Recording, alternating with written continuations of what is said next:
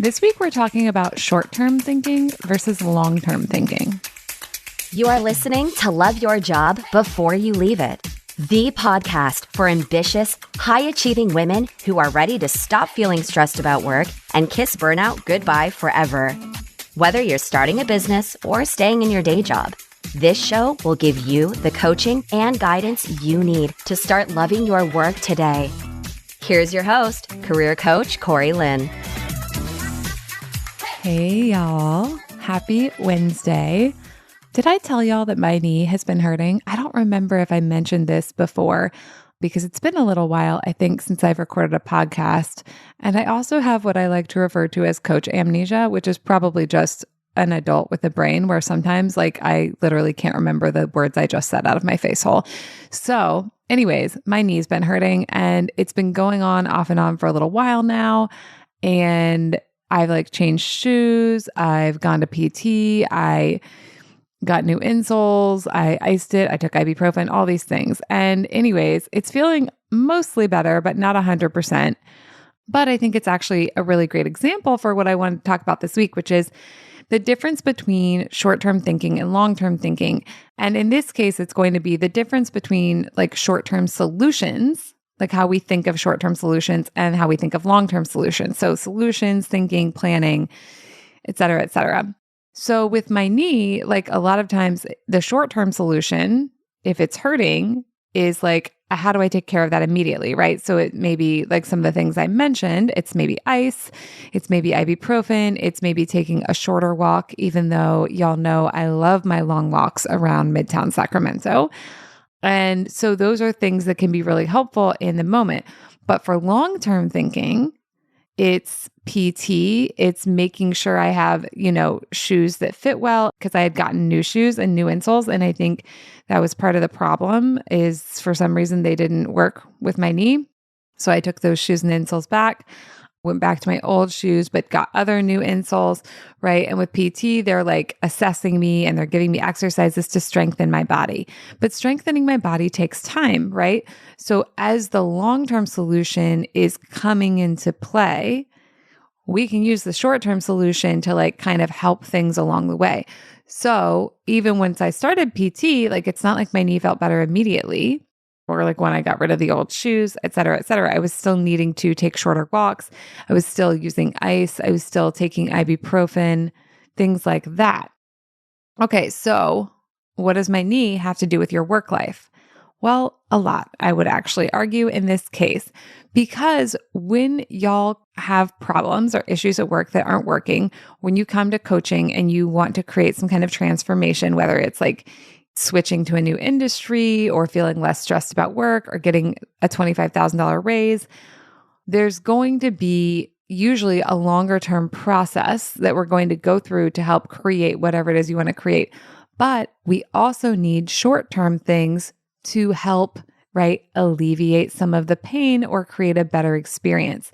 Another example of this, which I think I originally heard from Brooke Castillo, was if you're hungover, while you're hungover, the solutions that are available to you are things like resting, drinking a lot of water, maybe if you can go back to bed, go back to bed. Whereas the long-term solution is don't drink or drink less, right? But when we're in the hangover, we can't choose the drinking less. That's a longer term thing. And when I was in the knee pain, I could begin the physical therapy, but the impacts of the physical therapy were going to take time to show up in the sensations I experience in my physical body.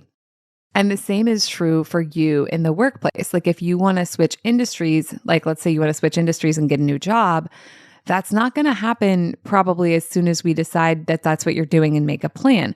There's going to be stuff in between. And so then it's if that's the long-term plan, if that our long-term thinking is that we're going to switch industries and we, are beginning to take steps towards that. Maybe we're researching, we're finding out stuff about potential new industries we're interested in. We're having coffee chats, we're doing informational interviews, right? But then what's the short-term solution? What's the short-term thinking for how we create more of what we're craving in our day-to-day, even if the big change that we're going for hasn't happened yet? Right. And same thing with the $25,000 raise. How do we give ourselves something that we're like looking for. With a $25,000 raise, like we want that money, right? But that's like the long-term thing. That's the long-term solution. The long-term thinking is going to be about how we create that. The short-term thinking is about like, what do I want in this moment while I'm gearing up to create that? And with stuff like a raise, a lot of times people like want to feel good about their work. So then we maybe need to begin to practice thoughts, right? Like, I'm really good at my job. I add all this value, like whatever the particular thoughts are, like whatever you think you'll be able to believe about yourself when you get the raise, you can begin practicing those thoughts now and enjoying like visualizing yourself in that place, even though the raise is going to take longer to happen. Delegation is another area where we balance short-term thinking versus long-term thinking. In delegation, the long term is we have this other person who can do the work. In the short term, we're training that person. So like that's actually adding more of like usually what we don't want. Like we have less time instead of having more time. So it's then what can we put into place in the short term to like balance that or to help us have a better experience, even while we're doing this extra effort that isn't paying off yet. And what I would offer is that with short-term and long-term thinking, a lot of times people kind of get stuck in one or the other, but I think it's really magical when we can embrace both.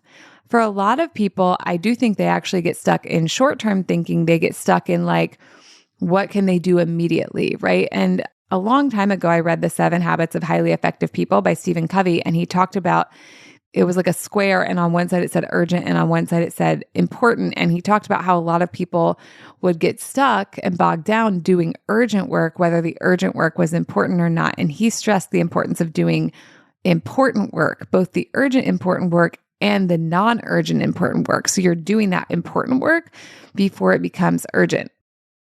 So getting stuck in like short-term thinking is just like thinking about how we're going to solve our problems now. And there's a benefit to that, right? Like just like with my knee, I needed some solutions right away to help with the pain. I mean, I guess like, did I need them? I wanted them. I wanted some solutions right away to help with the pain. And like, you are probably feeling that too. If you have like some pain in your career or some discomfort there or some like as yet unmet wild ambitions and dreams, right? But if all we're doing is thinking in the short term, then we're usually not setting ourselves up for success in the long term. We're usually not setting up systems and processes, right? A lot of times when I teach and give talks, some of the suggestions I make, people are going like, I don't have enough time to do that. And I'm like, this is just like delegation. You think you don't have enough time to do it. And I get it. I'm not trying to be disrespectful. I know a lot of us experience time crunches, but if we just stay in the short term, like putting out fires and putting out fires and putting out fires and never doing that long-term work and setting up systems and processes, then what are we going to have? We're going to always be stuck in that urgent work. We're going to be always stuck putting out fires. Whereas when we balance short-term and long-term, then we can set ourselves up for more success, like in the long term and in the future. And then also give ourselves whatever it is we need right now while also continuing to do, whatever the most important urgent work, right? We don't want to just be doing all the urgent work, as we learned so long ago from Stephen Covey. We want to be doing the essential urgent work and then whatever little things we need to do to comfort ourselves, and then also laying that groundwork for the future. I think also, and this is like a little bit similar to the podcast a few weeks ago about like pleasure and gratification, there are some people as well who only do the long-term thinking, right? They're thinking about like what is going to be the most helpful in the long run, but they're not necessarily thinking about like what needs to be solved in the short term and what needs to be soothed in the short term, like what needs to be cared for, right? And so sometimes those people, and I can be in any of these categories at any given time, I'm multifaceted and capable of doing all of them. When we get in that headspace, like we can tend to like white knuckle through things and kind of just like force ourselves and discipline ourselves and push ourselves. And that's really celebrated in our culture. So we might not even realize we're doing that, or that that's like something we might want to question. But I think the thing with that is that sometimes it backfires, right? Like if I were doing the PT and things that I needed to take care of my knee, but I wasn't, icing it, and I wasn't doing shorter walks, and I wasn't taking ibuprofen, and I was just trying to push it real hard, I might actually like make my knee hurt worse. I might injure my knee. And then I'm going to wind up having an even longer long haul in front of me, instead of like just doing the things I need to do to care for my knee now, while I also lay the groundwork for like the long-term healing through the things like physical therapy and appropriate footwear. Okay. And so same thing too, like if we're like trying to hop industries and we're like, okay, I'm just like not going to do anything to make myself feel better in the current job. I'm just going to like knuckle down and like do all this long-term work.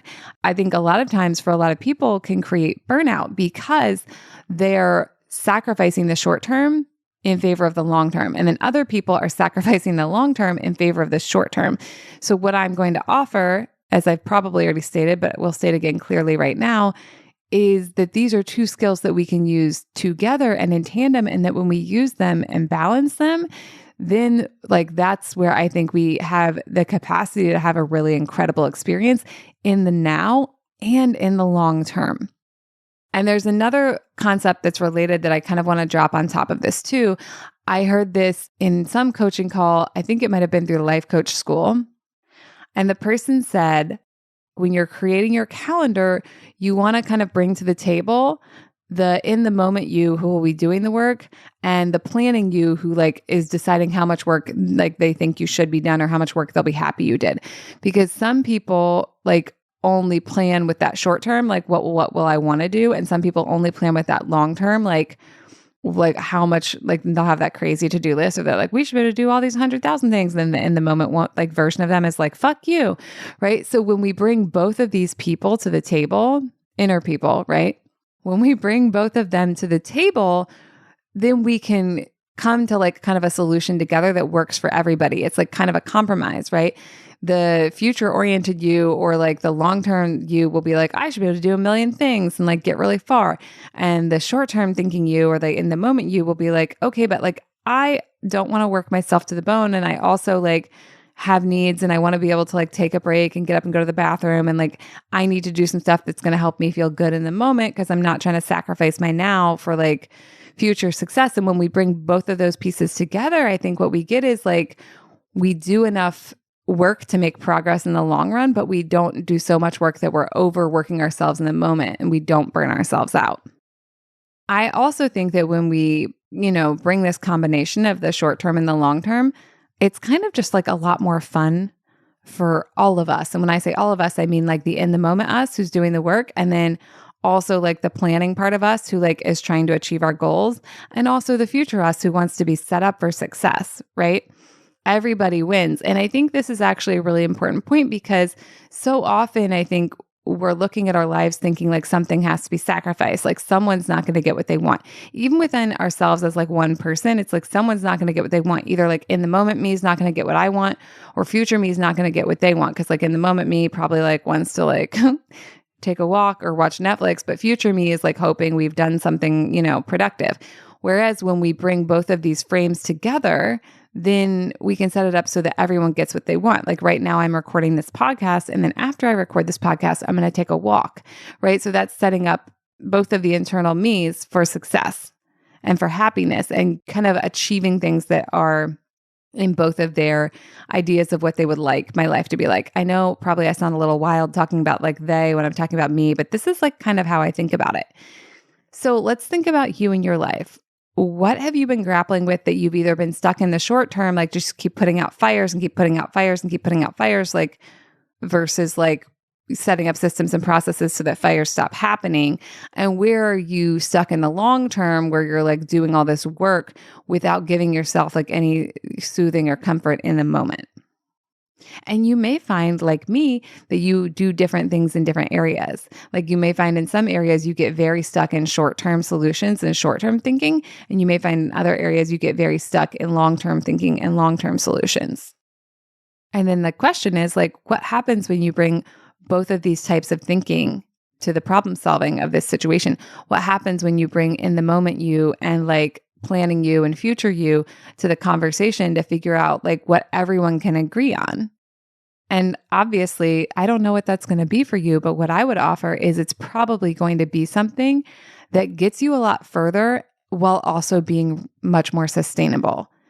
Because for a lot of us, we're either getting a lot done in the moment, but then like not getting as far as we want to overall, or we're like moving along overall, but not able to enjoy any of our moments. And what I would offer is that, like, what if we could have both of those things? And it's obviously life will still be 50-50. It's not about getting this perfect. It's just about understanding how to apply multiple kinds of thinking to a problem to create a really satisfying outcome where nothing has to be sacrificed. And listen, when I say nothing has to be sacrificed, that doesn't mean nothing will go undone, because probably some things will go undone, because as humans, most of us are trying to do just absolute fuckloads of things.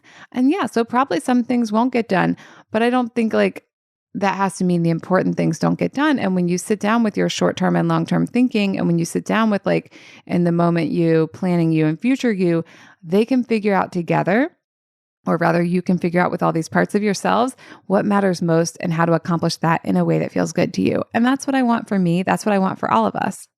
And listen, you don't have to do this work alone. I would love to guide you through this and to help you create a life and a career that's more satisfying in the moment and with what you accomplish over time. I am no longer taking consults for Satisfied as Fuck. It is nearly full, so I'm only going to complete the consults that are already on my books. But I would love to hop on a consult with you for one-on-one coaching, and I'll be taking new clients. For people who sign up now, will start in August. So just think what we could accomplish, even starting in August with the rest of 2022. You can blow your mind with what you can accomplish in the short term and in the long term. All right, y'all, that's what I have for you today. Have a great day, and I will talk to you next week. Thank you for listening to Love Your Job Before You Leave It. We'll have another episode for you next week. And in the meantime, if you're feeling super fired up, head on over to CoreyLynn.com for more guidance and resources.